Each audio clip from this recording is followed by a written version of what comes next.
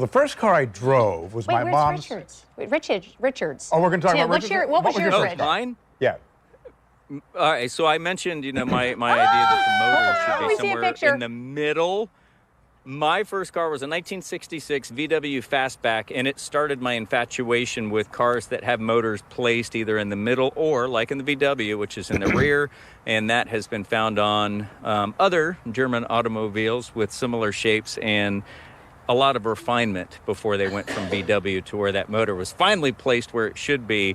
And that car continues to set milestones. And of course, we're talking about the 911. So that basically, that car, that VW, far away from the Porsche as you could be, started my infatuation with that type of sports car. Can you see Rich in that with his mullet? I can see it. That's old school. Love that car. And it was light blue, Rich?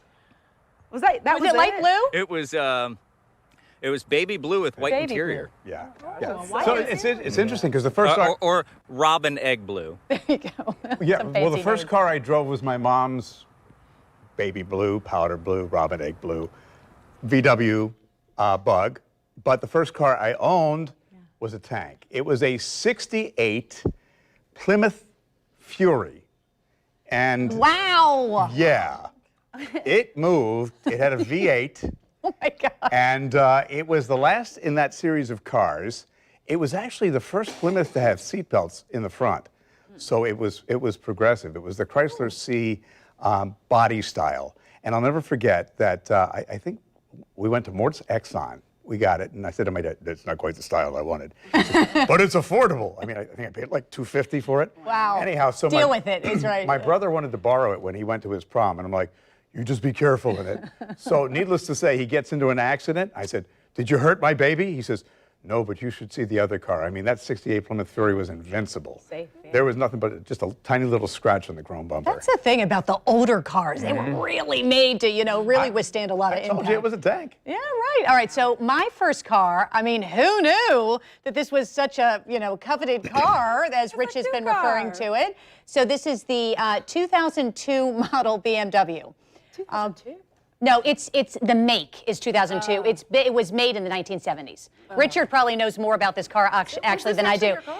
So this was no, this is not a picture of my actual car because I couldn't find a picture. But this is pretty much exactly. I mean, look at that green. That is a cool car. That is. Cool. It didn't feel real cool at the time, but I was not complaining because I needed a car. I was driving, from the beach to Episcopal. And so the thing about this car is you always knew when I arrived because you turn it off, and I don't know what it's doing, but it would shake and make a passing gas sound. I don't know what causes that, but it shakes and make all it was really embarrassing. 5 o'clock hour for about 10 show. minutes.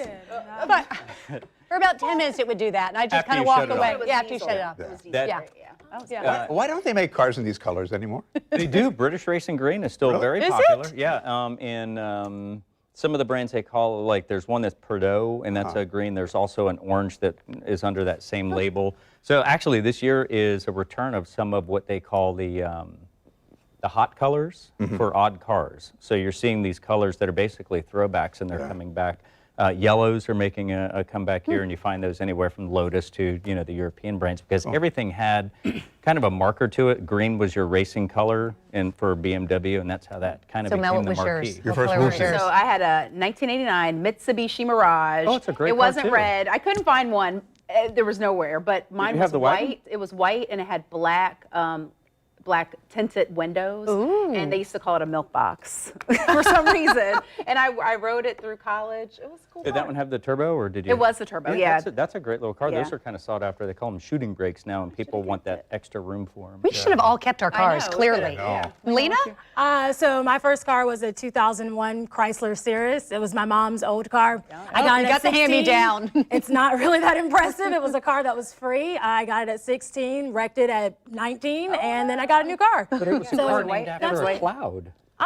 That makes sure, it even this cooler. is literally the exact form. I thought it was so cool because I had Ed Hardy Tiger seat covers, and I had my initials on the back, and I was one of the only people in high school at 16 to have a car. Yeah. So I mean, it was great. It served its purpose, and I ended up rear-ending somebody in the back, and it totaled it, and then I got a new car. So, That's usually the equation. But it was a good car. It lasted me for a good 3-4 years. It's been a long time since I thought about my first car.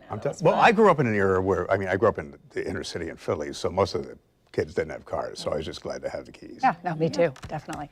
All right, don't forget, you want to tune in tonight to our preview of Jacksonville's International Auto Show. That preview airs at 8 o'clock on Channel 4. We'll be right back.